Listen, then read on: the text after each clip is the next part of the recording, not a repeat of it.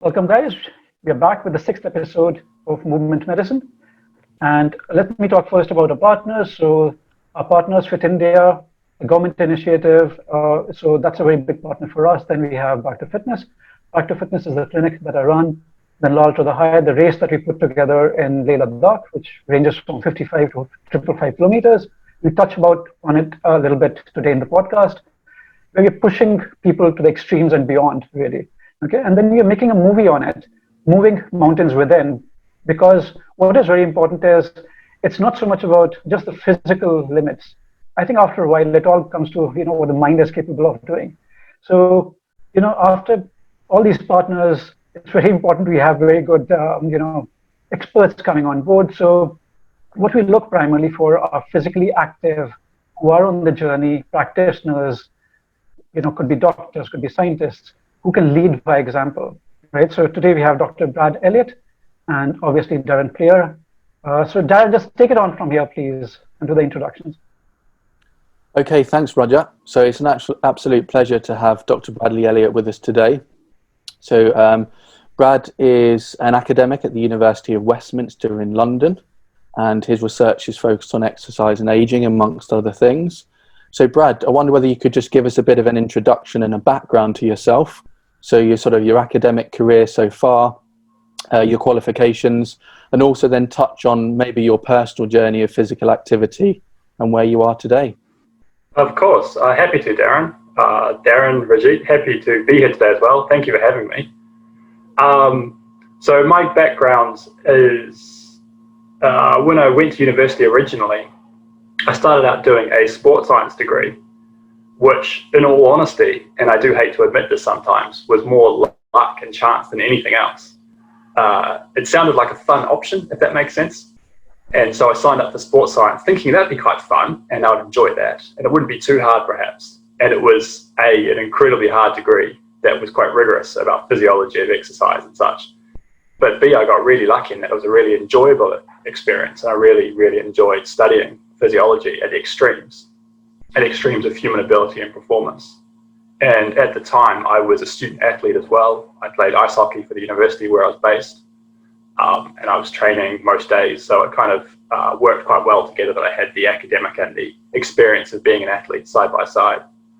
And that was quite fun. And I enjoyed that undergrad experience. And I enjoyed being an athlete as well, trying to do both those things together. And after I finished my degree, I ended up working in a research post as a research assistant at the University of Auckland, New Zealand, where I did my undergrad work for a professor there who was working in muscle physiology, muscle growth and muscle wasting.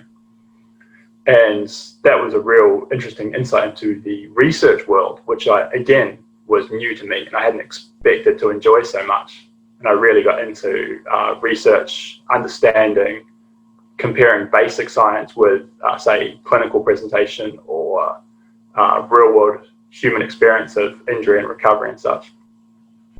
And off the basis of that work, I got, again, incredibly lucky in that there was a experimental medicine program at Université Laval, a university in French Canada, in Quebec. And I got recruited to go over there and study for a master's program. So that was great, and I ended up doing a really, really interesting academic program that was based in a hospital working with COPD patients, those people suffering from really severe lung problems that led to a loss of muscle mass and muscle wasting in these people. But beside that, I also ended up learning a lot of what we would call basic science, doing a lot of work in petri dishes and growing muscle cells, and just really doing, again, different skills that were new to me. And that clinical environment I was working in was really big on recruiting people like I was at the time, exercise physiologists, sports scientists, and teaching them clinical skills and teaching them basic science skills as well, and making us what we call translational, the ability to take kind of basic science ideas and apply them into real world clinical or real world athlete situations. And that was a real eye-opener to me about what I thought sports science, which was in my mind quite a small thing, could be expanded out and become this incredibly large area that would be really applicable to aging, to disease states, to all these really interesting chronic disorders that I'd never thought about before. That led to my PhD here in London, in the UK, where I studied hypoxic muscle wasting, or when muscles don't get enough oxygen and how they waste away and start to atrophy really badly, like Rajit will know a lot about in terms of some of the running events he does at high altitude. And off the back of that, I got my lectureship at the University of Westminster, where I've been for the last 5 years. And all my work at the moment is based around aging and activity, trying to keep people as active as possible and maintain health for as long as possible. And that's what I'm trying to keep busy with at the moment. It keeps me, it interrupts my exercise habits, shall we say, relevant to this. Thanks, Brad. That's a fantastic introduction. So just to kick off then, so I just wonder whether you could sort of explore and just explain to the audience sort of the issues that we see in the aging population and how sort of exercise can intervene to target some of those issues that are faced.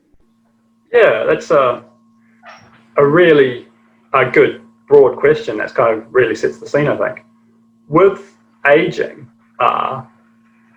it's kind of a process that is things get worse, physiologically speaking, shall we say. So the things that people know about aging, so like your muscles get weaker, your bones get a little bit less dense and they can break a little easier. Some of the more obvious symptoms, but from our scientists' point of view, from our physiologist's point of view, almost everything gets a little bit worse as you get older, and it's a continuous process. But what we know, and we know quite well, is that things like activity and things like exercise can really counteract a lot of those changes. And so taking healthy older people and applying a novel exercise stimulus to them can really help train them in different ways. Applying resistance training to people who haven't done resistance training before leads to gains in muscle strength, gains in bone density, and also leads to changes in health markers that might not be directly applicable. So for example, endurance exercise or resistance exercise can really change risk factors for cardiovascular disease, for certain cancers, for all sorts of chronic disorders. What about age? Because most people have an issue about, they think they can't do it because they've reached a certain age, whether it be a 60 or 70 or 80. And till what age do you think those changes, I mean, you're the super duper expert in this, but till what age will those results be there? And if they are there till forever types, at what rate are they slowing down? This effort that is put in and the results that are coming out of it. Yeah, that's I think a really common question. So yeah, we know that as you age, things get a little bit worse. We know that if you train, things can get a bit better. And we also know that typically in a lot of societies around the world, older people are seen as a little bit frail and a little bit, we need to be careful with them. And maybe things like exercise, even resistance exercise or activity walking, might not be that safe perhaps. And that attitude is quite prevalent, but it is essentially wrong. There is no upper limit to where older people will not benefit from exercise training. For example, we have data looking at one example of an 85 to 95, I think the oldest was 97 years of age actually, 97-year-old woman doing resistance training and gaining muscle mass back. And these are people who are so frail, for lack of a better word, that they are essentially chair or bedridden. Getting out of a chair is impossible to them. And so applying leg training exercises to them, making their legs stronger, you'll see gains in muscle mass. Muscles literally get bigger, gains in bone. And you see differences from being bound to a chair to be able to get up yourself. So it's not only is there not an upper limit, I would strongly disagree with that kind of argument or statement, but it's, if anything, more beneficial as people get older to try and maintain novel exercise stimuli, to keep trying to challenge themselves physically to maintain good health. So I think the perfect follow-up question to that would then be, can exercise or physical activity slow the aging process or even reverse the aging process? As without being too picky a scientist, I love the first half of that statement, slowing the aging process, but not to go down my definitions, reversing it, probably not.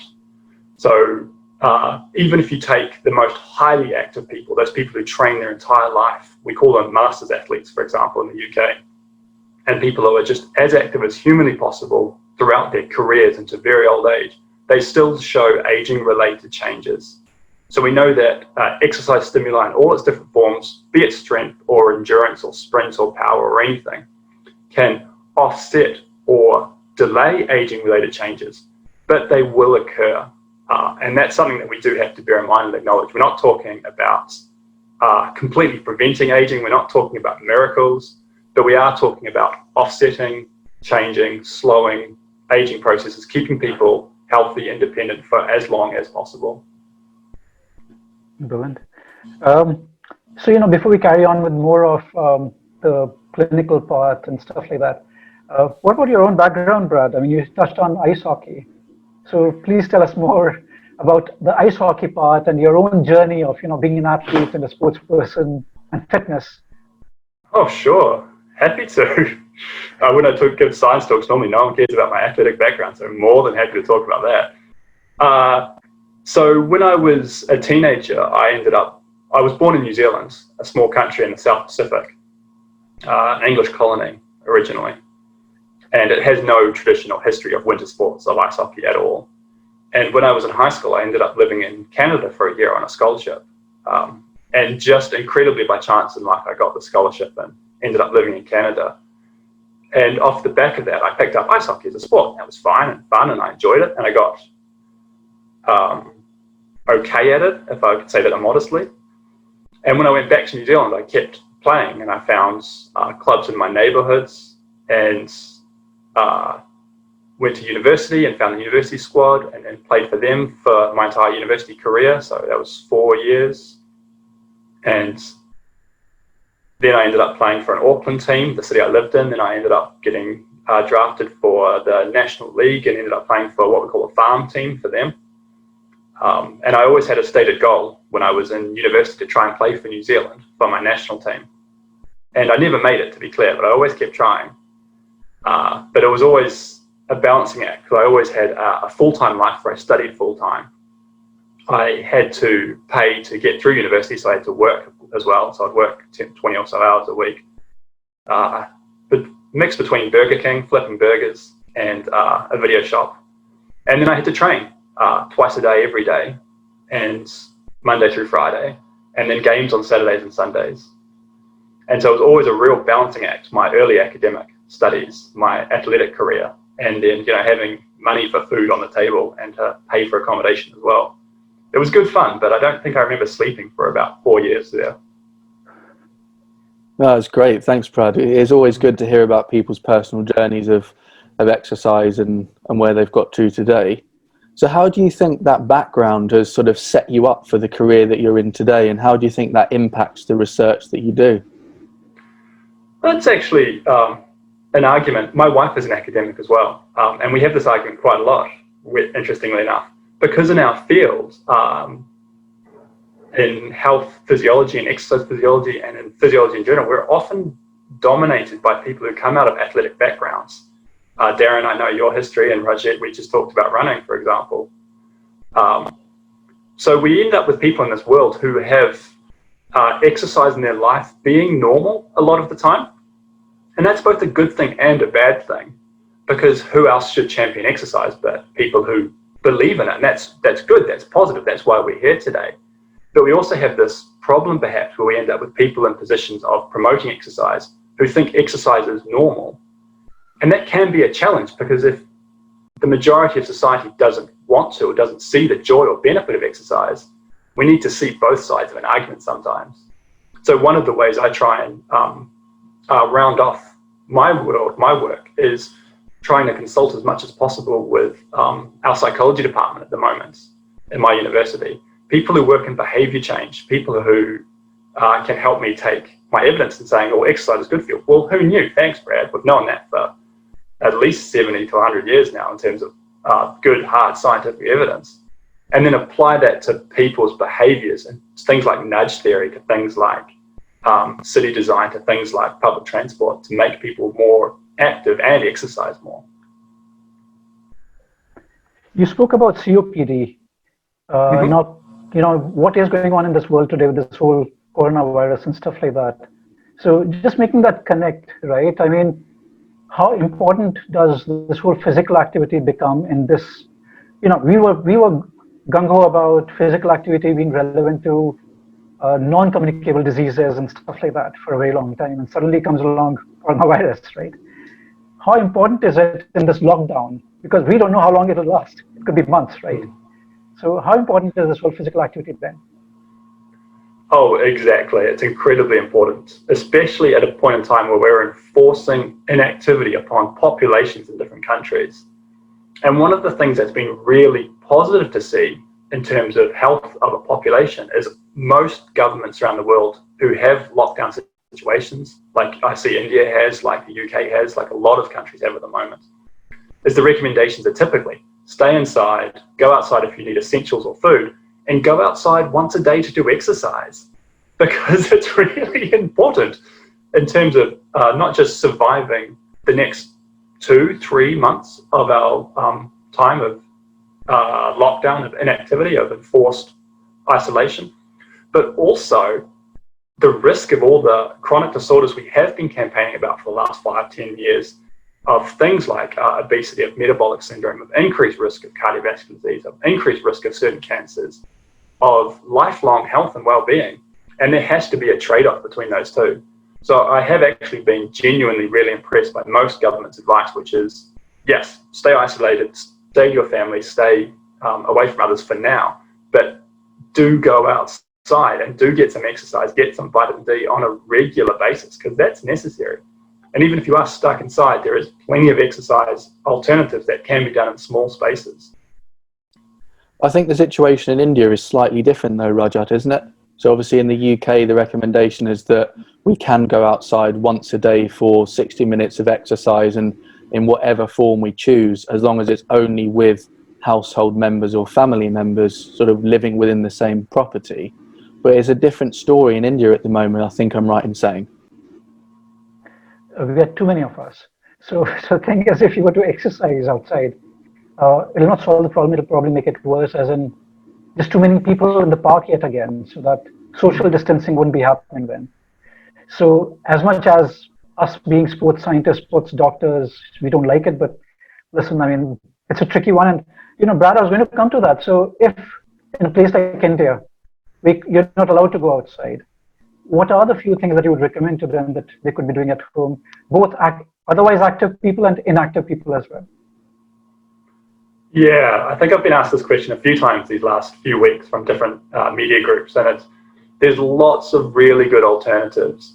One of the things that we've been doing in my household is challenging ourselves by trying to by trying different exercise modalities online on the internet.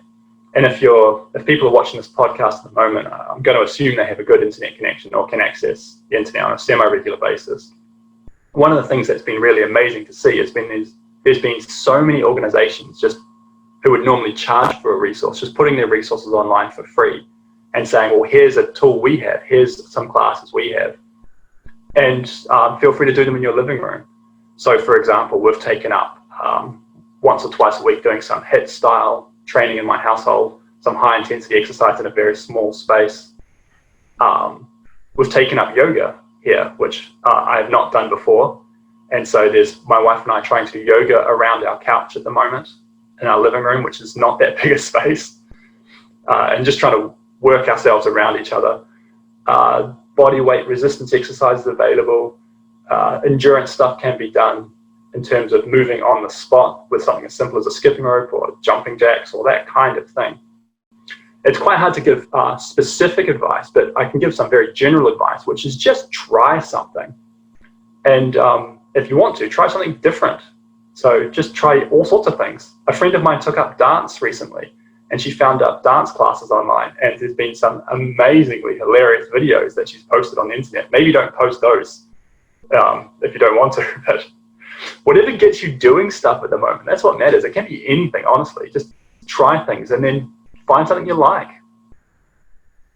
Yeah, definitely. I think that's really important advice in terms of adherence. So just making sure that we're actually going to continually do exercise, particularly in this restricted period. You've got to do something you enjoy. And I think also if it's something novel, something new, we're more inclined to enjoy it because there's kind of like that new and novel element to it. So yeah, definitely there's lots of different things online to try. Sort of the new calisthenic movement, which is taking off quite a lot on the internet at the moment. So the body weight type exercise. I've seen some exercises that I've never even really seen before. So yeah, there's certainly lots of opportunity online. So you touched on different modes of exercise earlier, Brad, and that, you know, strength training, for example, can have benefits in terms of cardiovascular fitness in the aging population. So if you had to recommend sort of one key form of exercise for an elderly person who's currently housebound, what would you kind of recommend that they do sort of regularly or, you know, a few times a day? Ooh, I don't know if I could give you one key type. Sorry, I'm going to hedge my bet a little bit here. I would probably recommend 2 key types at least. And if you're talking about someone, an older person perhaps, someone who is limited in inability to go outside on a frequent basis or at all, and so has a very small world they're living in for the next few weeks, few months, definitely some strength-based exercise is going to be important. And that doesn't need equipment. That can be as simple as getting up and down from a chair, doing chair raises or chair squats, basically, which is just as simple as sitting down and standing up. Some of Rajit's videos, for example, I watched yesterday, had some great advice on doing things like this. Raising and lowering yourself on your toes, for example, using a chair for support if you're worried about risk of falls or stability. And then it's going to be harder, but you also have to look at introducing some sort of basic activity, almost not even exercise, but I'm going to call it activity, just moving around more. So if it's just walking around your flat a bit more, doing laps of your living room if necessary. One that I've used quite successfully with people before is you're not allowed to sit down during ad breaks. So if you're watching TV for a couple of hours, because people are going to be doing that at the moment, perhaps, then maybe every time the ads come on, you have to stand up. Sorry, that's the deal.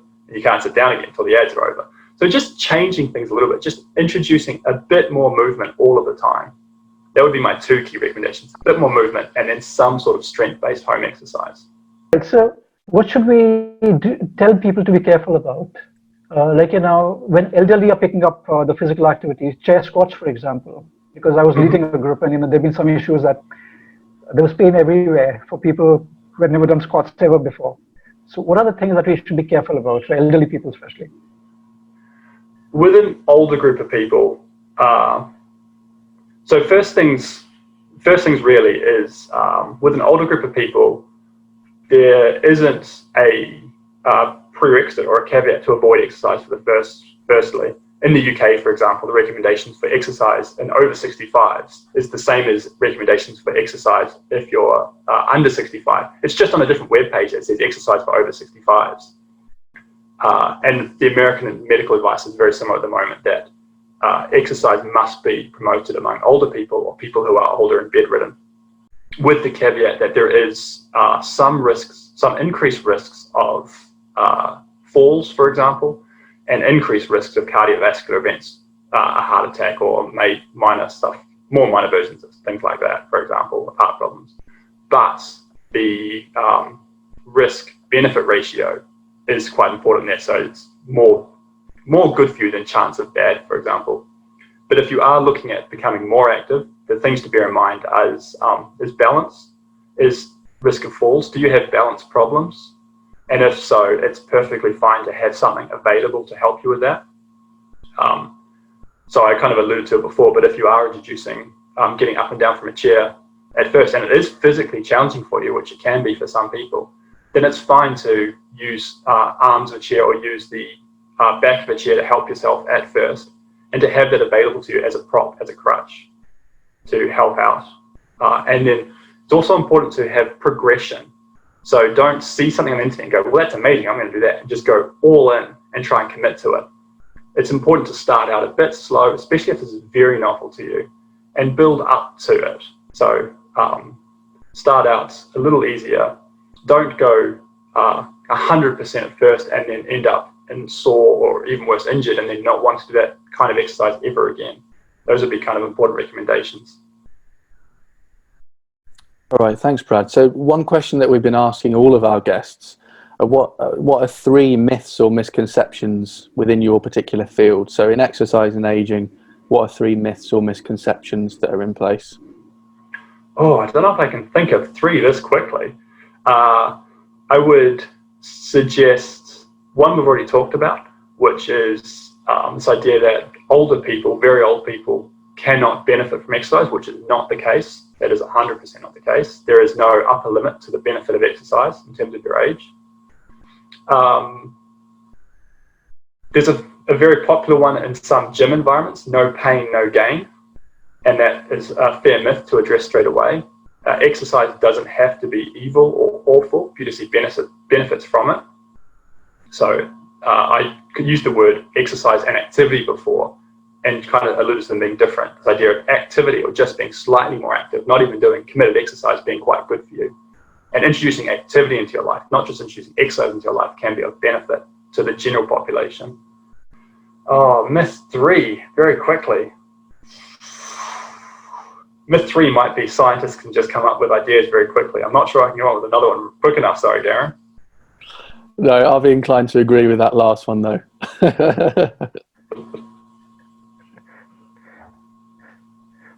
Possibly that, they can keep getting stronger, right? It's never, if you move the muscles, they're stronger all the time. Even though the growth could be slower. Would that make sense? Yeah, that would make sense. There's a very good video I might share with you, Ajit, after this, and feel free to share it with any of your viewers, that a filmmaker I work with on aging athletes made quite recently. And in it, one of the older athletes, he took up power training when he was 47, and when he was in his 50s, he broke a world record for sprinting, and he's 67 when they make the video, and he's just amazing. He's embarrassing to me because he's so fit and so active. But he says something along the lines of, and I'm going to misquote him, sorry, you don't stop. You don't not get better. You can keep performing and keep benefiting from training, but it does get a bit harder, and you have to be aware of that. And I think that's a fair summary, that you can keep seeing benefits, and it might be a bit harder at times, sure, but it will always be good for you, and it will always be a benefit. I think that's a great message to end on there, Brad. So thank you very much for coming on the podcast. Really appreciate your time and your insights, and hopefully people will find a lot of the information very useful, and they'll be able to take away some actions and start getting active, start promoting physical activity with their elderly parents, for example. And yeah, hopefully the whole family together in this difficult time can take some time out during the day at some point to get active and do some exercise. So thanks very much for joining us. Oh, thank you, Darren, for having me.